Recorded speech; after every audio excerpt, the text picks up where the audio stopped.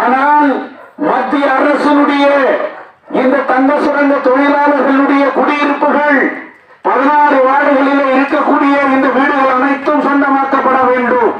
அப்பொழுதுதான் கோலார் தங்கவேலுடைய சந்ததியினர் வாழ முடியும் என்பதற்காக இந்த கையெழுத்து இயக்கம் நடந்து வருகிறது. மத்தியில் ஆட்சியில் இருப்பவர்களுக்கு சமர்ப்பிப்பதற்காக எங்களுடைய கையெழுத்து இந்த மாதத்திற்குள்ளே முடிவு செய்து மத்திய அரசுக்கு அனுப்பப்பட வேண்டும் என்பதற்காக நீங்கள் அனைவரும் கையெழுத்திட வேண்டும் என்று மிக பணிவோடு கேட்டுக் கொள்கின்றேன். வீடுகளில் இருக்கக்கூடிய தாய்மார்கள், பெரியோர்கள், சிறியோர்கள் இந்த வீடு சொந்தமாக்கப்பட வேண்டும்.